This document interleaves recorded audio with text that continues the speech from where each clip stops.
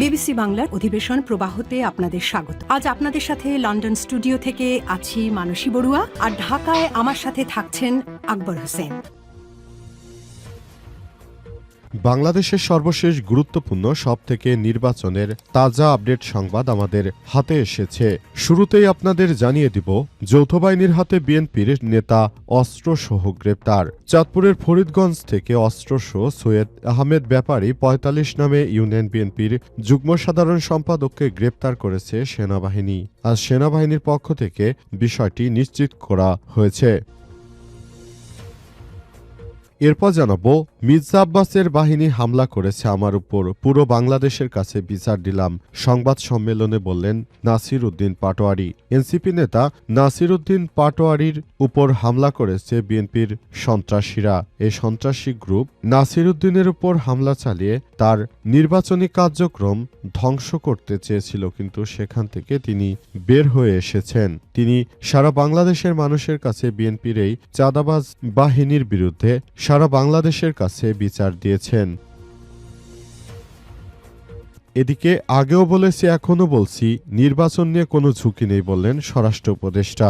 অন্তর্বর্তীকালীন সরকারের একটি অবাধ, সুষ্ঠু, নিরপেক্ষ, শান্তিপূর্ণ, গ্রহণযোগ্য, উৎসবমুখর নির্বাচন অনুষ্ঠানে বদ্ধপরিকর জানিয়ে স্বরাষ্ট্র উপদেষ্টা লেফটেন্যান্ট জেনারেল জাহাঙ্গীর আলম চৌধুরী বলেছেন, আমরা মনে করি আগামী জাতীয় সংসদ নির্বাচন নিয়ে কোনো ধরনের ঝুঁকি নেই। নির্বাচন যথাযথ সময়ে সুষ্ঠু পরিবেশেই অনুষ্ঠিত হবে বলে দাবি করেছেন তিনি।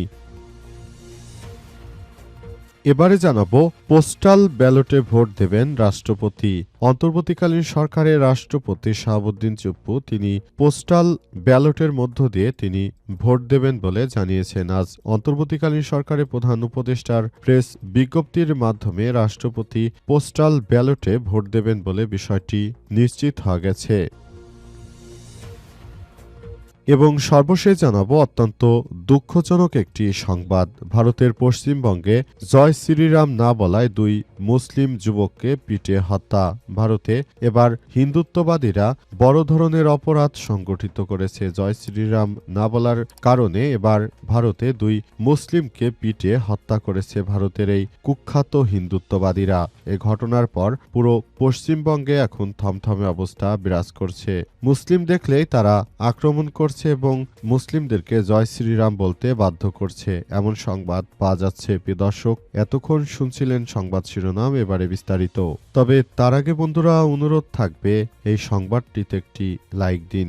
এই চ্যানেলে আপনি নতুন হয়ে থাকলে আমাদের সংবাদটি দেখতে দেখতে চ্যানেলটি সাবস্ক্রাইব করে রাখুন। কমেন্ট করে বন্ধুরা আপনার মূল্যবান মতামত জানিয়ে দিন আপনি বিশ্বের কোন দেশ থেকে বা বাংলাদেশের কোন স্থান থেকে আমাদের সংবাদটি দেখছেন এবং শুনছেন। আর বন্ধুরা, সংবাদটি আপনার সোশ্যাল মিডিয়া ফেসবুকে শেয়ার করে বন্ধুদেরও দেখার সুযোগ করে দিন।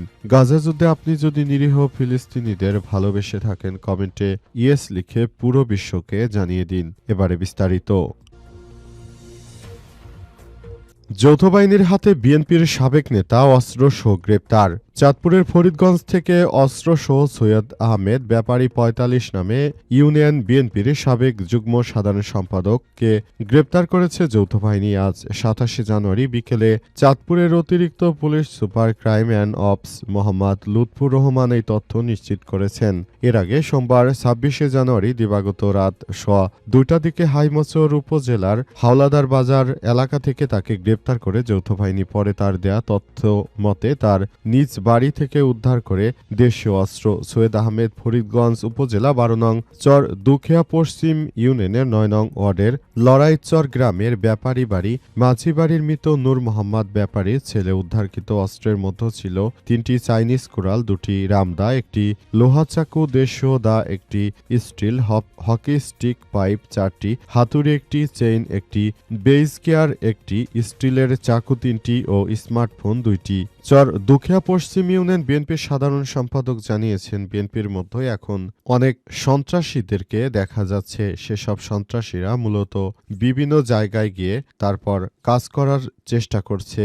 এই সন্ত্রাসীদেরকে আসলে বিএনপি কোনোভাবেই ম্যানেজ করতে পারছে না। এসব সন্ত্রাসীদেরকে নিয়ে তারা যে কর্মকাণ্ড করছিল, সেই কর্মকাণ্ডগুলো আসলে খুবই বড় ধরনের হতাশাজনক অবস্থানে ছিল তারা। সংবাদ সম্মেলনে নাসির উদ্দিন পাটোয়ারি বললেন, মির্জা আব্বাসের বাহিনী হামলা করেছে, পুরো বাংলাদেশের কাছে বিচার দিলাম। ঢাকা ৮ আসনে প্রার্থী ও জাতীয় নাগরিক পার্টি এনসিপির মুখ্য সমন্বয়ক নাসির উদ্দিন পাটোয়ারি বলেছেন, মির্জা আব্বাসের সন্ত্রাসী বাহিনী আমাদের উপর হামলা করেছে, আমি পুরো বাংলাদেশের কাছে তার জন্য বিচার দিলাম। হাবিবুল্লাহ কলেজে হামলার শিকার হওয়ার পর মঙ্গলবার দুপুরে ফকিরাপুলে নিজের নির্বাচনী অফিসে এক জরুরি সংবাদ সম্মেলনে তিনি এসব কথা বলেছেন।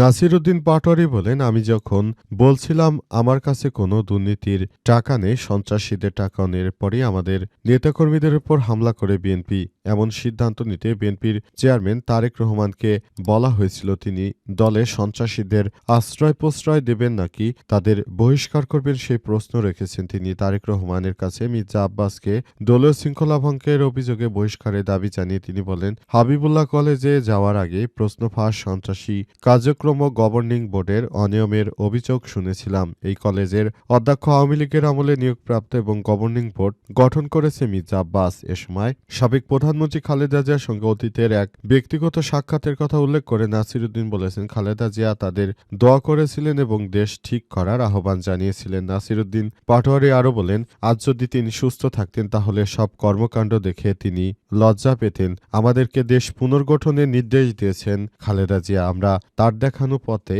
অনুসরণ করে চলছি এবং আমরা মনে করি এই কার্যক্রম অব্যাহত রাখতে হবে। আগেও বলেছি, এখনো বলছি, নির্বাচন নিয়ে কোনো ঝুঁকি নেই বললেন স্বরাষ্ট্র উপদেষ্টা। অন্তর্বর্তীকালীন সরকারের একটি অবাধ, সুষ্ঠু, নিরপেক্ষ, শান্তিপূর্ণ, গ্রহণযোগ্য এবং উৎসবমুখর নির্বাচন অনুষ্ঠানে বদ্ধপরিকর জানিয়ে স্বরাষ্ট্র উপদেষ্টা লেফটেন্যান্ট জেনারেল অবসরপ্রাপ্ত জাহাঙ্গীর আলম চৌধুরী বলেছেন, সেজন্য জাতীয় নির্বাচনে জন আকাঙ্ক্ষা বাস্তবায়ন এবং নিশ্চিতকরণে আইনশৃঙ্খলা নিয়ন্ত্রণের মাধ্যমে সর্বোচ্চ নিরাপত্তা ব্যবস্থা গ্রহণে সর্বোচ্চ অগ্রাধিকার দেওয়া হয়েছে। এ লক্ষ্যে স্বরাষ্ট্র মন্ত্রণালয়ের সমন্বিতভাবে কাজ করছে।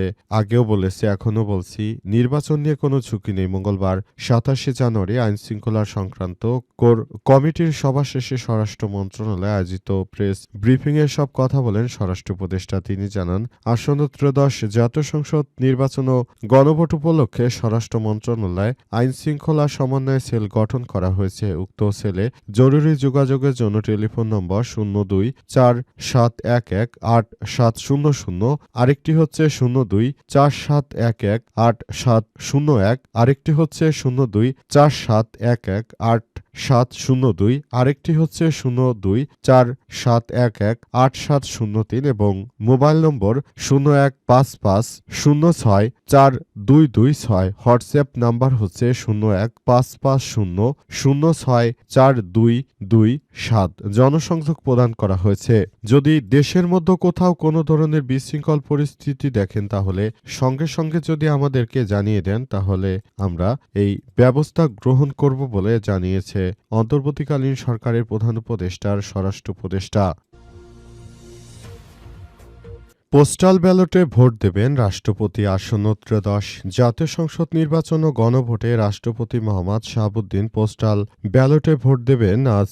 রাষ্ট্রপতির এপিএস মোহাম্মদ সাগর হোসেন এই তথ্য নিশ্চিত করেছেন। এর আগে দ্বাদশ জাতীয় সংসদ নির্বাচনে পোস্টাল ব্যালটে ভোট দিয়েছিলেন রাষ্ট্রপতি, তবে সেটা প্রথাগত পদ্ধতি ছিল। ত্রয়োদশ জাতীয় সংসদ নির্বাচন ও গণভোটে প্রথমবারের মতো প্রবাসে থাকা ভোটারও ভোটের কাজে নিয়োজিত কর্মকর্তা কর্মচারী এবং আইনি হেফাজতে থাকা ব্যক্তিরা নিজেদের ভোটাধিকার প্রয়োগ করতে পারবেন। এই পদ্ধতিতে ভোট দিতে 15,33,000 ভোটার নিবন্ধন করেছে। সংশোধিত তফসিল নির্বাচনের আইনগত জটিলতা না থাকা এবার জাতীয় সংসদ নির্বাচনে রাষ্ট্রপতি মোহাম্মদ শাহাবুদ্দিন চুপ্পু একই পদ্ধতিতে ভোট দেবেন এবং তিনি মনে করেন এই ভোটদানের মধ্য দিয়ে তিনি একটি সুষ্ঠুভাবে সুন্দর পরিবেশের মধ্য দিয়ে ভোট দিতে পারবেন রাষ্ট্রপতি মোহাম্মদ শাহাবুদ্দিন চুপ্পু, এবং সেজন্য তিনি এই পোস্টাল ব্যালটে ভোট দেওয়ার পদ্ধতিকে স্বাগত জানিয়েছেন। তিনি মনে করেন পোস্টাল ভোট বিডি অ্যাপটি অত্যন্ত সুন্দরভাবে ডিজাইন করা হয়েছে এবং এ অনুযায়ী সবাই যেন সুন্দরভাবে ভোটাধিকার প্রয়োগ করতে পারে সেই ব্যবস্থা গ্রহণ করছে অন্তর্বর্তীকালীন সরকার, এবং সে অনুযায়ী সবাই সেভাবেই ভোট দিচ্ছে এবং এই ভোট দেওয়ার মধ্য দিয়ে তারা সুন্দর করে আগামীতে নতুন একটি বাংলাদেশ গড়ে তুলতে চায় এবং সেই বাংলাদেশটা সুন্দরভাবে গড়ে তোলার তোলার মধ্য দিয়ে সবাইকে আরও বেশি দায়িত্বশীল ভূমিকা পালন করতে হবে বলে মনে করেন তিনি। পোস্টাল ভোট বিডি অ্যাপটি অত্যন্ত সুন্দরভাবে ডিজাইন করা হয়েছে বলে জানিয়েছেন এবং সে অনুযায়ী কাজ করা হচ্ছে। নতুন বাংলাদেশ গড়ে তোলার জন্য পোস্টাল ব্যালট অ্যাপটি অত্যন্ত সুন্দর একটি কার্যক্রম চালাতে পারবে বলে মনে করেন তিনি।